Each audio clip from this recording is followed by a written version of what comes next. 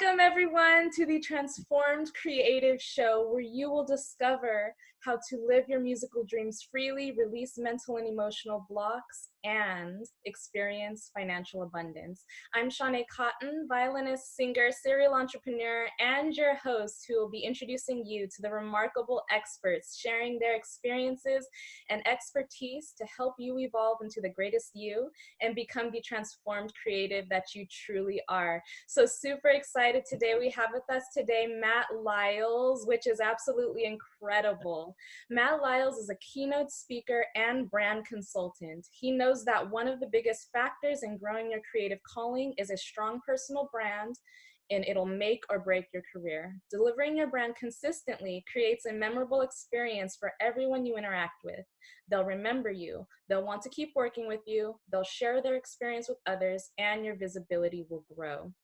For over 15 years, Matt Lyles has helped brands tell their story, including FedEx, Southwest Airlines, AmSouth Bank, the HandsOn Network, and more. He's a brand strategist and coach who partners with executives, business owners, and creative leaders to grow their personal brands.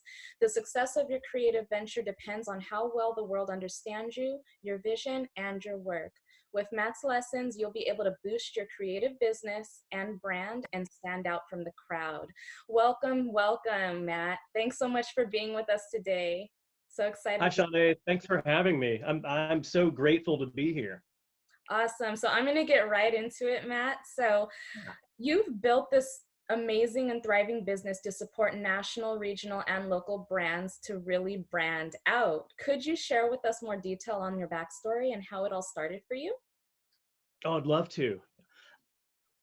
I started my career, after graduate school. I went and got a master's of business, um, and I started my career after that at FedEx, and I spent a lot of time in marketing there. But the last half of my career at FedEx was in the global brand management team.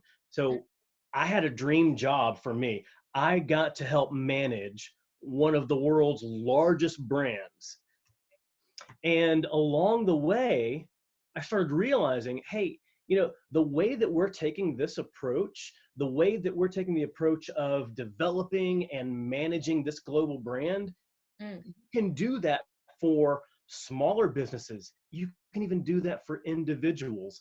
And this concept did not come from me, but this concept was emerging, maybe 20 years ago around personal branding.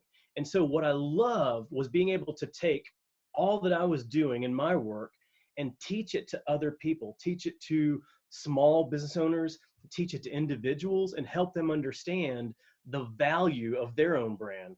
And I love watching those light bulbs go off in people's heads when they see, oh, I get it. That's what branding is. And I can do that for myself. That's so fun for me. Oh, that's so beautiful. And those light bulbs that you're speaking of, and isn't it just a wonderful feeling when they go off, right? It's just so inspirational, to have that. And when you say light bulbs going off, that in my mind brings up just clarity, right? Clarity of one's Absolutely. vision. I love that.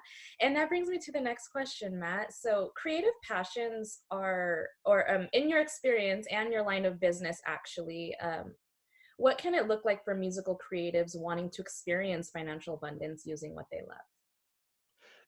One of the great things about being in a creative line of work is that for the most part, creatives are in a job doing what they love. Like that's a tiny, tiny percentage of the population that gets to be in a job doing what they love. Hmm. So at the same time, while you're doing a job that you love, you also need to make sure that you have a roof over your head. You also need to make sure that you're able to feed your family more than just rice and beans and actually have a life. So it's understanding how you can do all this creative work that you love to do, but make sure that other people recognize it, other people see the work that you're doing, other people see the value in what you're doing and want to pay you for it. Absolutely. And that gets me into the next question. So, how does a creative like how can a musical creative create that personal brand in order to, as you say, brand out from the world, brand out from the crowd and grow their creative career? Absolutely. Um, you know, before I answer that, I want to make sure that people understand what the definition of a brand really is, because too many people, when they think of branding, usually they'll think of a company's logo, like the Nike swoosh, or the Apple. You know, they'll think, oh, that's a really cool brand. I love that design. Or they'll see somebody's tagline or a set of colors and think that's that company's brand. And that's not what a brand is. A brand is the sum total of all experiences that somebody has with you. It's the sum total of all experiences that somebody even hears about you.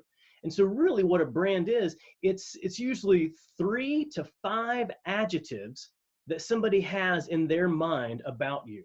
So being able to say, oh, this person's brand are these adjectives. When I think of Sean A, these are the words that come to mind. That's what your brand is.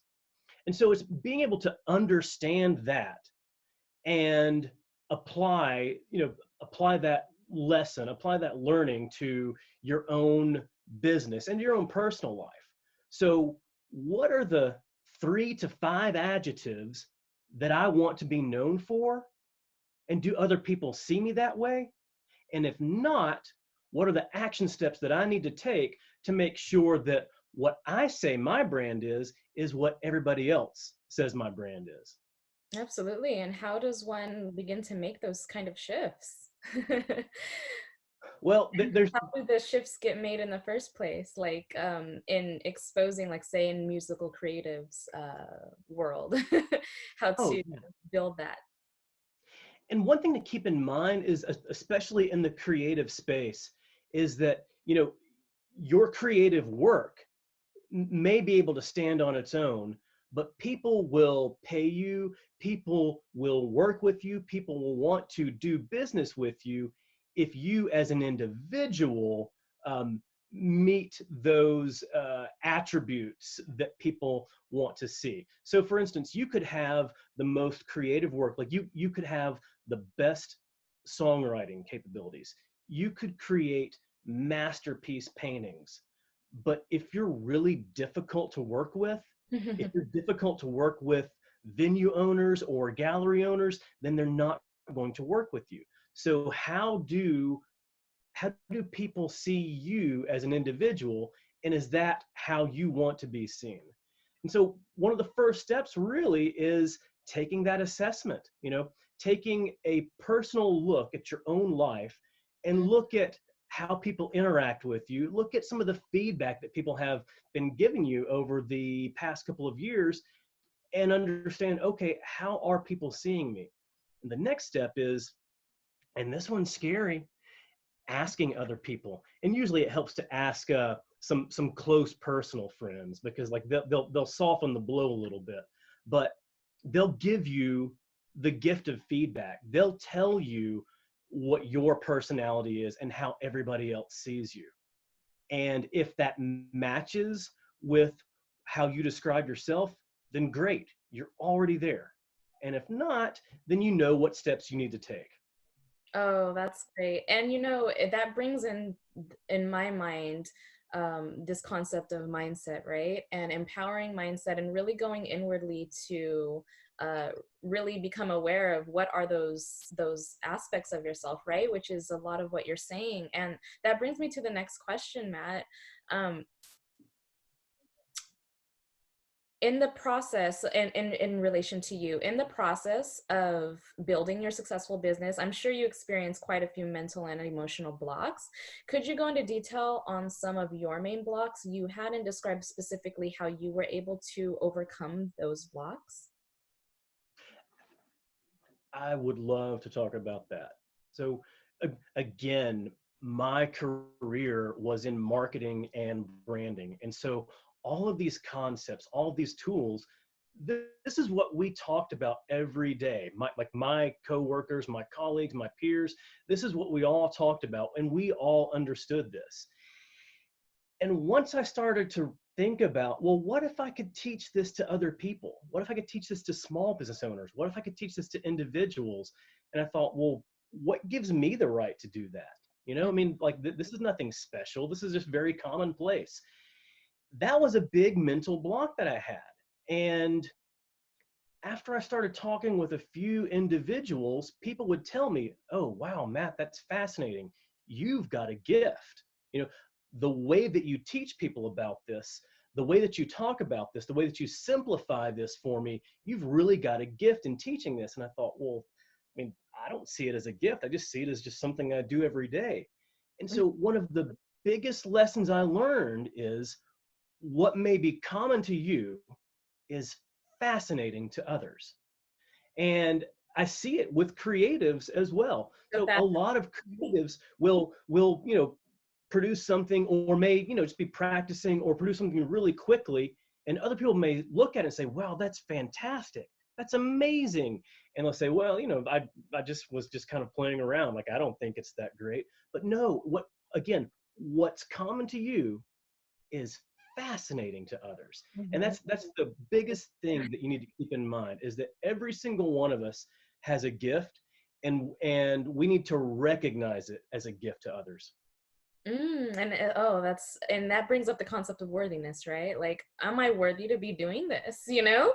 And Absolutely. absolutely, because everyone has their own specific gifts, and there's always a market, and there are always people to appreciate that, because you all are special. We're all special, absolutely, in our own ways. So I love that. Absolutely. And the next question is for you, Matt. For our creatives interested who aren't interested in coaching again, coaching clients in their business, what are some other ways to be able to monetize what they love to do and experience financial abundance while also being able to freely spend time mastering their craft? Because a lot of musical creatives feel like they don't have time to actually master their craft because it's an ongoing journey, right? It's always ongoing. You always have to be working at it, but to find the time whilst experiencing financial abundance, while putting that bread on the table, that roof over your head, how does a musical creative do that and juggle those things? If you don't want to work with an individual on coaching or teaching other individuals, then you can create content solely around you mastering your craft, and you explaining about your craft and explaining how you go about mastering your craft at the same time. There's a number of ways to do this, but I think one of the easiest ways, especially for creatives, one of the easiest ways would be creating an online video course. Most everybody has a smartphone that has pretty decent video capabilities. And all Absolutely. you need to do is just set it up with a tripod, stand up right in front of it, and just explain your process. Explain how you as a creative got from this point to this point and what you're doing to further your career. It's really as simple as that. Um, that's one of the best ways to be able to keep working on mastering your craft while teaching a broad audience on how you do that, and to be able to gain some financial abundance from that. Absolutely. Oh, these are golden nuggets, guys. Seriously. Take this, love this, Matt. And I'm very curious to know, what is your daily routine and how do you find the time in your busy schedule to optimize your life to be the greatest version of yourself on a daily basis and experience financial abundance yourself? This answer may surprise you, Mhm. but just wait until the end. I don't have a daily routine, actually. But what I have a weekly routine. Mhm. A few years ago, I figured out that what makes sense for me was to create a schedule that I refer to as my ideal week. That means I batch certain activities into certain days of the week. You know, Part of it is based on my family and my family needs, and part of it is based on the way that I work and operate, and the things that I like to do and the things that I don't like to do. For instance, on Mondays, I like to call it minutia Mondays, Mm, because those are the days that I have to take care of all those tiny little administrative type tasks that I don't yes. like to do at all. And so I batch them all together on one day, and I can take care of them on all at once. And at the same time, in my business, I have to meet with a lot of different clients, and I meet with a lot of people. But unless it unless it just absolutely requires it, I have no meetings with anybody on Mondays. I schedule almost all of my meetings, Tuesday through Thursday. Mm, On Tuesdays, I do a lot of sales calling and business development, which is me reaching out and trying to have people want to do business with me. Thursday is usually my funnest day of the week, because somehow I figured out a few years ago that Thursday is my most creative day. And so Thursday is when I do most of my writing. Thursday is when I do most of my video work. And Thursday is also the time when, in the afternoon, for about 2 hours, I have what I call Thinking Thursdays. So that's my time where I sit with no distractions, and I just think. I think about my work. I think about, what I want to be doing over the next year, over the next couple of years, and just brainstorm ideas. That's when my brain is primed for thinking. And so mm, I challenge everyone to be able to figure out what their ideal week is. It may sound boring at times, but if you set it on a calendar, then what gets scheduled gets done. If mm. you know there are certain activities, certain tasks that you need to do throughout the week, if you set that on your calendar for specific days of the week at specific times, if it's on your calendar, then you should be doing it. Okay, so let's say you have the week, right? And you have specific categories of things to complete within each day, and I love that. Do you do you actually schedule each day beforehand, knowing that that's the category of the type of tasks you're to complete? I do. What I do is, most of the time, most weeks, usually on Sunday afternoon, Sunday evening, I might spend 30 minutes or so thinking through, okay, what are the big accomplishments, the big tasks that I have to get done this week? And I kind of map those out throughout my week. And then as I progress through the week, each day I look at, well, what are the big three things that I have to do each individual day? And at the end of the day, did I accomplish those three things? If so, great. What are tomorrow's next big three things? And then if I get those top three things done each day, what are some of the other things that have to be done that may not have been as important as those top three things? Okay. In the context of that's such a beautiful way to structure it, and I feel like a lot of creatives have that type of um, way of thinking and would like to strategize in a way that they can fit certain types of activities all in one day and kind of stuff because everything's kind of sometimes all over the place.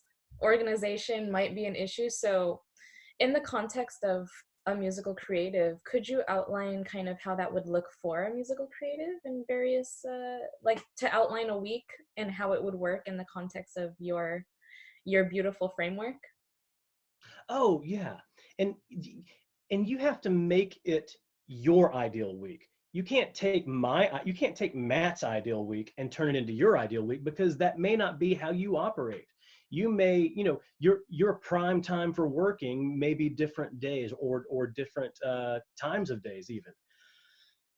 And you don't have to have it all detailed out either. Hmm. For me, it's understanding it. This goes back to what I was talking about earlier with a personal brand, is having that assessment of yourself, being able to understand yourself and say, oh, this is how I operate. These are the times where I'm most creative. These are the times when I'm least creative. Hmm. And trying to figure that out and base your schedule around that. And for creative work, I wouldn't say that, you have to block off like this 30 minutes here and this 30 minutes there. It could be, like these 3 whole days out of the week. I do basically nothing but create and master my craft. Those Mhm. tiny minutia things that I have to take care of, or that I have to at least figure out how I delegate to somebody else, I have to spend some time on that. So I'm going to put that on the calendar on some date where I know that I'm least creative. Oh, I love that. Absolutely. Guys, this is great. And so that brings me to the next question, Matt. What you have a wonderful, well, it's not a question.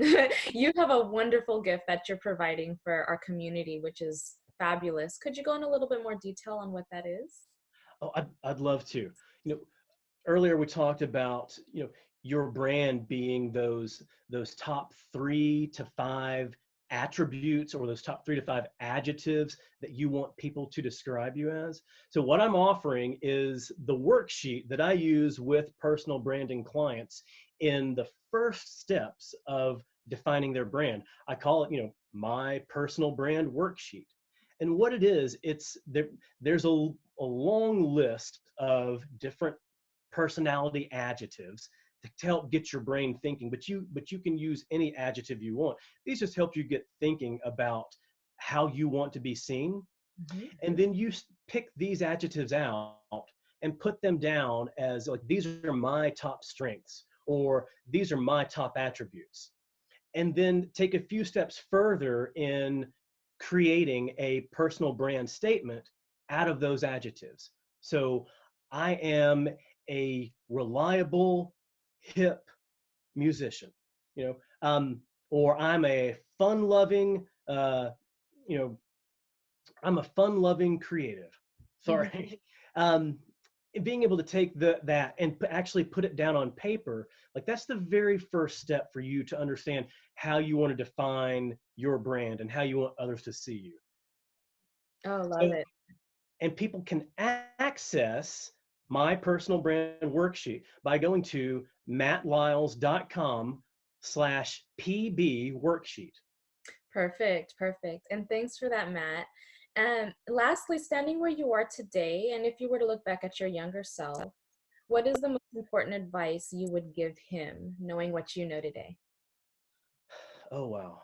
Um, this is a huge lesson, and I think it can apply to a lot of people. I would go back and tell myself to ignore my inner critic. Mm, My inner critic is a liar.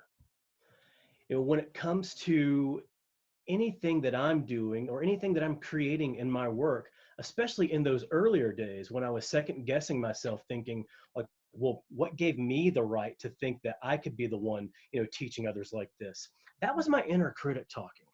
Um, that was the voice that was telling me that I had no right to do this, that I'm not worthy enough to do this. mhm. And that really held me back. And I would likely be, a few steps beyond where I am today by ignoring my inner critic. And so that's what I challenge everybody out there to do today is you're going to hear your inner critic. That voice may be loud or that voice may be a little bit quiet some days, but regardless, your inner critic is going to tell you some things, but recognize that they're all lies. Mm, I love that. And you know what resonates for me with that as well? And this is so valuable because you guys, seriously, it's a lie. And even at the top levels of what one would think success means, the inner critic still exists, right? Absolutely. So it's like point at it and be like, "You're a lie. This is a lie." So thanks for that, Matt. And guys, seriously, listen to this. The inner critic is always there at a lower volume. So it's like about turning the volume down to the inner critic. Love that. And again, thank you so much for being on the show, Matt. It was so many golden nuggets, and thank you everyone for watching today's show. And please stay tuned. We have so much in store for you yet to happen, and we will see you next time on the Transformed Creative Show. Thanks again, Matt. Thanks everyone. Thank you, Shawnee. Thanks, everybody. Bye bye.